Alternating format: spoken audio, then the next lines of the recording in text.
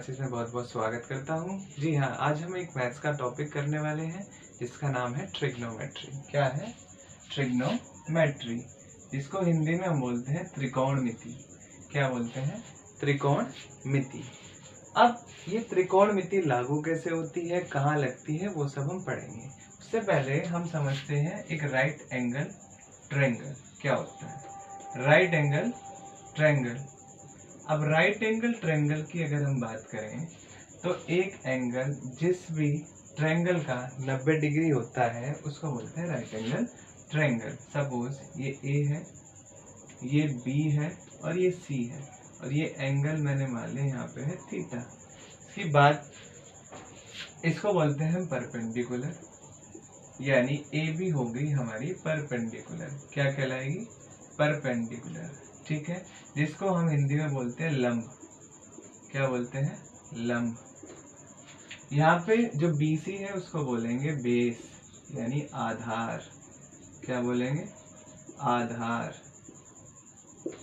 यह है हमारी हाइपोटेनियस। क्या बोलेंगे? हाइपोटेनियस, जिसको हम बोलते हैं विकर्ण। क्या बोलते हैं? विकर्ण। क्या बोलते हैं? विकर्ण। अब इस राइट एंगल ट्रायंगल में सबसे पहले हम सीखते हैं क्या? पाइथागोरस। पाइथागोरस थ्योरम क्या होती है, उसको कैसे अप्लाई करते हैं, उसके बारे में पहले समझेंगे ट्रिग्नोमेट्री पे आने से पहले। अब पाइथागोरस थ्योरम क्या कहती है? पाइथागोरस थ्योरम कहती है कि हाइपोटेनस का स्क्वायर यानी h का स्क्वायर बराबर परपेंडिकुलर का स्क्वायर प्लस बेस का स्क्वायर। वो कहती है ये फॉर्मूला कि किसी भी राइट एंगल ट्रायंगल में अगर कोई हाइपोटेनस दे रखी है तो उसका स्क्वायर बराबर परपेंडिकुलर का स्क्वायर प्लस बेस का स्क्वायर, यानी विकर्ण का स्क्वायर बराबर लंब का स्क्वायर प्लस आधार का स्क्वायर। अब जैसे सपोज अगर कोई क्वेश्चन है वो कहने लगे इफ, यानी यदि विकर्ण यानी hypotenuse of A right angle triangle अगर वो दे दे तो वो कहेगा, उसने बोला 5 मीटर। कितनी है? 5 मीटर। फिर उसके बाद कह रहा है बेस है 4 मीटर, तो बताएं परपेंडिकुलर कितनी होगी। तो बताएं परपेंडिकुलर कितनी होगी। तो यहाँ से हम पाइथागोरस अप्लाई करेंगे। पाइथागोरस क्या कहती है? हाइपोटेनस का स्क्वायर यानी 5 का स्क्वायर बराबर परपेंडिकुलर का स्क्वायर, यानी परपेंडिकुलर तो हमें निकालना है, प्लस बेस का स्क्वायर। बेस कितना है? 4, यानी 4 का स्क्वायर। क्लियर? 5 का square 25 is equal to P square plus 16। अब ये कैसे होगा देखेंगे। जब ये इधर प्लस है इधर आके माइनस का हो जाएगा, यानी 25 माइनस का 16 is equal to P square. कितना आएगा? 9। अब ये P square is equal to 9 है, तो यानी पी बराबर √9, और √9 का मतलब क्या होता है? 3, यानी परपेंडिकुलर आ गई हमारी 3 मीटर। ऐसे हम इस पाइथागोरस को अप्लाई करेंगे, देखेंगे कि कैसे इसके क्वेश्चंस होते हैं। मैं समझता हूँ आपको यहाँ तक सब बिल्कुल क्लियर हो गया। आप चाहे तो इसका स्क्रीनशॉट ले सकते हैं, मैं साइड हो जाता हूँ।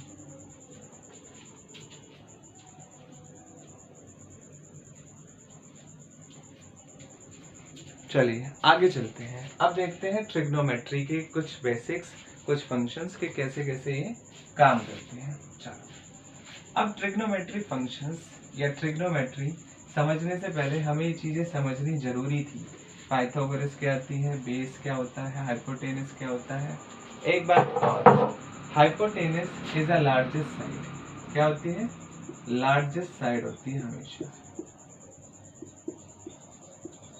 क्लियर है? अब कुछ हम ट्रिग्नोमेट्रिक फंक्शंस पढ़ेंगे।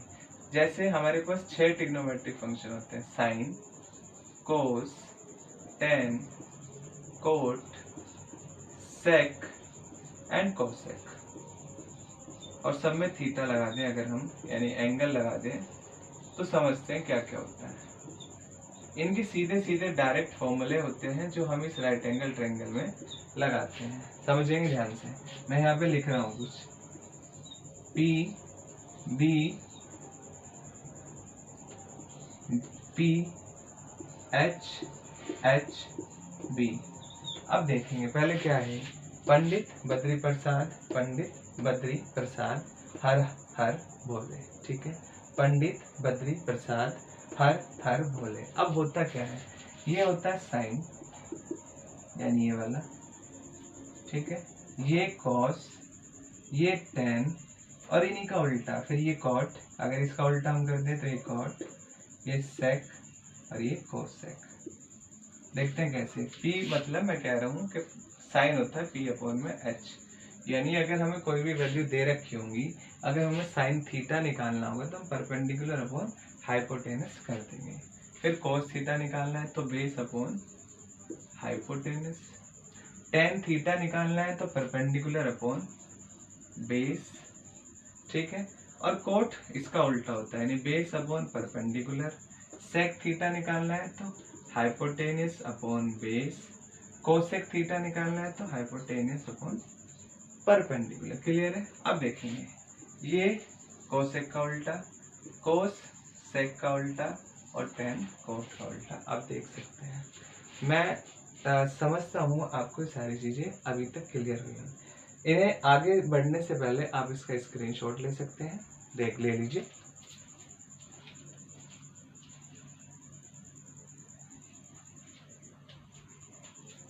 अब आगे चलते हैं। अब हमें यहाँ से वैल्यूज निकालनी है। सपोज वो क्वेश्चन दे दे, क्वेश्चन हम समझते हैं कैसे देगा।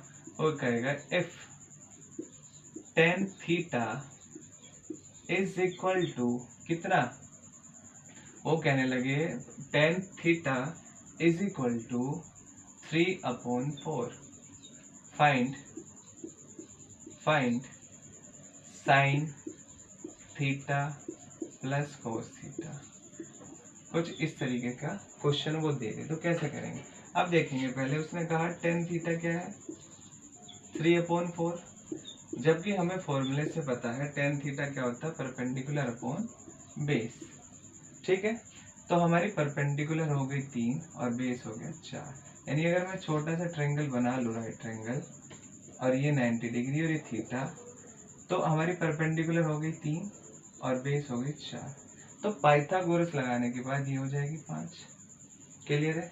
अब यहाँ से sign theta plus cos theta निकालना है। अब sign theta plus cos theta की वो बात कर रहा है। साइन थीटा क्या करता है परपेंडिकुलर अपॉन हाइपोटेनस, परपेंडिकुलर कितनी है 3 और हाइपोटेनस 5, प्लस कोस थीटा क्या base upon hypotenuse, base upon में हाइपोटेनस, ठीक है। अब ये कितना हो गया, ये हो गया एलसीएम आ गया 5 और 7/5 इज द आंसर। दोस्तों उम्मीद करता हूँ ये आपको बिल्कुल बेहतरीन तरीके से समझ आया होगा। चलो एक दो क्वेश्चन और देखते हैं, हम यहीं पे दूसरा क्वेश्चन देखेंगे, कोई थोड़ा सा हटके। चलो क्वेश्चन नंबर 2। यहाँ पे क्वेश्चन मैंने लिया, सपोज इस बार ले लिया, उसने दे दिया हमको if sine theta is equal to, sine theta कुछ भी उसने हमें दे दिया होगा, सपोज उसने दे दिया हमें 8/10, ठीक है, इस तरीके से दे दिया। तो हमसे पूछने लगा फाइंड tan थीटा बताओ। अब साइन थीटा तो दिया उसने, साइन थीटा क्या होता है परपेंडिकुलर अपॉन क्या है, परपेंडिकुलर अपॉन हाइपोटेनस। तो परपेंडिकुलर कितनी होगी 8 और हाइपोटेनस होगी 10। फिर हम एक ट्रायंगल बनाएंगे, ट्रायंगल बनाया, यहाँ से परपेंडिकुलर कितनी 8, हाइपोटेनस 10, पाइथागोरस लगा के कितनी आ जाएगी, ये आ जाएगी हमारी 6, सॉरी 8 8 64 6 6 36, जी हाँ, ठीक है। अब हमें क्या निकालना है tan थीटा निकालना है। तो tan थीटा क्या होता है सीधा सीधा परपेंडिकुलर अपॉन बेस, परपेंडिकुलर कितनी है 8 और बेस है 6, तो आएगा 2 3 6 2 4 8, यानी 4/3। क्लियर है दोस्तों, यहाँ तक सबको समझ आया होगा। आप वीडियो को लाइक कीजिए, शेयर कीजिए और कमेंट कीजिए और सब्सक्राइब करना तो ना भूलें। Thank you very much.